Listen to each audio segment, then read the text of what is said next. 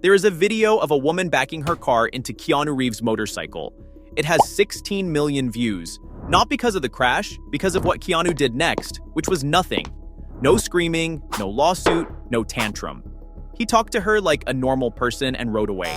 In Hollywood, that is so rare it looks like a magic trick. Because Hollywood runs on one simple idea. Everyone has a price. Fame or money or ego or image, and whatever it takes, the town will find the number that makes you sell. For 30 years, Hollywood tried to find Keanu Reeves' price. This is the story of the one man it could never afford. To understand why he would not sell, you have to see the price he had already paid, long before anyone offered him a dime. Keanu Reeves was built to become a cautionary tale. His father, Samuel, sold heroin, went in and out of prison, and abandoned the family when Keanu was 3 years old. His mother raised 2 kids alone, working as a costume designer, and married and divorced 4 different men while Keanu grew up. His sister said it plainly. How they lived depended on the man of the moment. There was no stable father, no one in the stands watching him play hockey. A teacher described a vague sadness that hung over the boy like a dark cloud.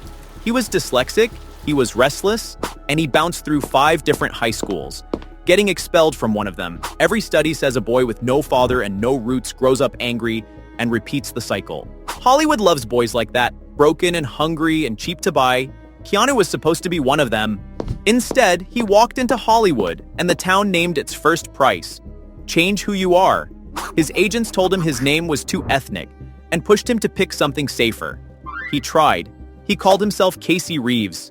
Then he sat in audition rooms, and when they called Casey, he would not answer. Something in him refused to turn around for a name that was not his. So he went back to Keanu. It cost him nothing. His career did not suffer for 1 second. It sounds small. It is not.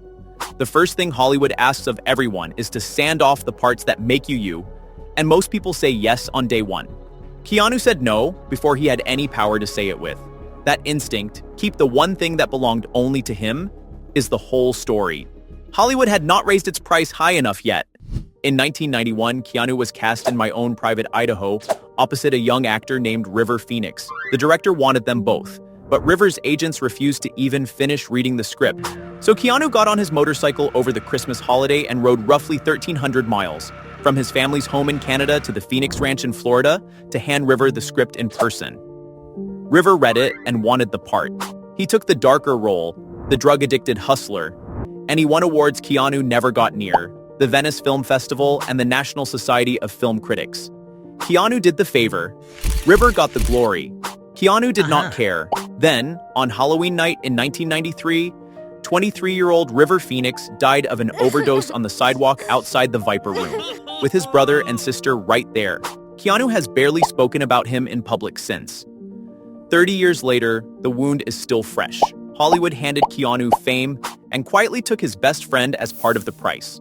Here is where it gets weird, because most actors spend their careers demanding more, and Keanu spent his giving it back. On the film The Devil's Advocate, the producers needed Al Pacino, and they could not afford him. So Keanu cut roughly $2 million out of his own salary so they could hire Pacino. The film worked, and every review praised Pacino. Keanu got nothing but a smaller check. He did it again 3 years later, taking a reported 90% pay cut so he could act alongside Gene Hackman in The Replacements. Think about what that means. Hollywood measures everyone by how hard they grab.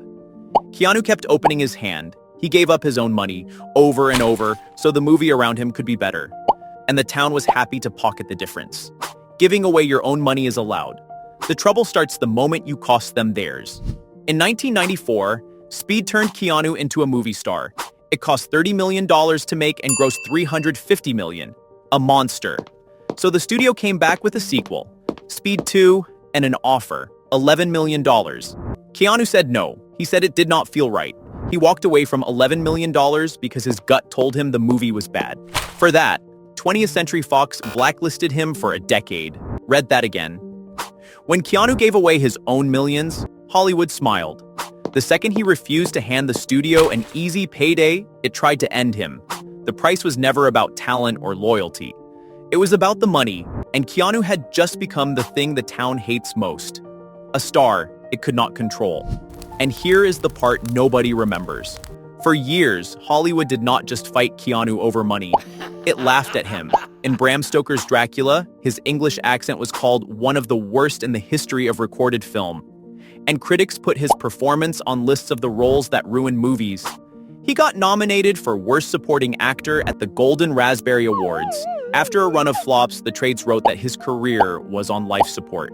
Sit with that. The kindest man in the business was also, for a while, the industry punching bag.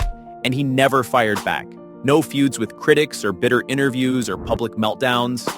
He kept showing up and doing the work. Most people, handed fame and mocked for having it, curdle. Keanu absorbed it and stayed exactly who he was. That is not weakness. That is a man with no price the town could name. The blacklist and the bad reviews should have buried him. Instead came the role that made him immortal, and nobody knew what it cost him to do it. The Matrix. He was not the first choice. Will Smith passed, Nicolas Cage passed, Brad Pitt passed, Johnny Depp passed. They were left with Keanu, who felt lucky just to be considered. He trained for months in brutal martial arts. What the studio did not know was that he was doing it with a serious spinal injury, a bulging disc in his neck. He had surgery, got a plate put in, and trained in a neck brace. And he told no one, because if they had found out, they would have recast him. The Matrix grossed over $460 million and turned Keanu into a legend. He earned $14 million upfront and tens of millions more after. Hollywood finally paid up and gave him everything. Then, at the exact top of the mountain, the bill came due again. While The Matrix was making him a global superstar, Keanu and his girlfriend Jennifer were expecting their first child. 8 months into the pregnancy, on Christmas Eve of 1999, they learned the baby had been stillborn. The grief broke them apart. They separated, stayed close, and were reportedly finding their way back to each other when Jennifer died in a car accident in 2001, at just 28 years old. An abandoned child, a dead best friend, a stillborn daughter, a lost love. If any human being had earned the right to get bitter, to cash every check and sell every last piece of himself, it was this one. Hollywood had taken and taken. Everyone expected him to finally name his price and take something back. He did the opposite. Fast forward to the money finally rolling in, and watch what he does with it. He did not buy a fleet of cars or an island. He gave his Matrix stunt team a Harley motorcycle each to thank them. On John Wick, he gave his stunt team personalized Rolex watches worth $10,000 apiece. He booked another crew, an all-expenses-paid trip to a premiere. After his own sister was diagnosed with leukemia, he quietly built a private cancer foundation that funds children's hospitals and cancer research. He refused to put his name on it. In his words, he just lets the foundation do what it does. Most celebrities turn a single good deed into a press tour. Keanu hid his for years. He rides the subway. He flies commercial with no bodyguards. He is worth hundreds of millions of dollars in dresses, like a man on his way to fix a sink. Hollywood hands everyone a costume of wealth. He never put it on, and it shows up in the smallest moments. There is a clip of him on a crowded New York subway spotting a woman with a heavy bag standing up and giving her his seat. It has more than 40 million views. 40 million people watched a man give up a subway seat because a famous person doing a normal, decent thing has become that unusual. In photos with female fans, he holds his hand a few inches off their back so he never touches them without permission. Small, quiet, constant. Hollywood spends fortunes buying images. Keanu built one for free by behaving like a good person when he thought the cameras were not the point. Now, this is the part most people get wrong. A story went around that Keanu donated $31.5 million, 70% of his Matrix money, to cancer research. It went viral. Millions of people shared it as proof of what a saint he is. It is not true. His own publicist confirmed he never did it. But here is the tell, and it matters. The internet did not fact-check that story because it did not want to. It sounded exactly like something Keanu would do, so everyone just believed it. Think about how rare that is. A man built a reputation so solid that the world will invent generosity and staple it to his name. You cannot buy that. Hollywood sells fame every single day. It has never once figured out the price of that. So here's the real question this whole story asks. What is your soul worth, and what would it take for you to sell it? Hollywood runs on people answering that question with a number. Fame or money or image, everyone has a price, and the town spends every day finding it. It found River Phoenix's price. It finds almost everyone's. It spent 30 years, and a dead friend, and a blacklist, and every kind of grief a person can carry, working on Keanu Reeves. He never named a price. Most people sell their soul for fame and fortune.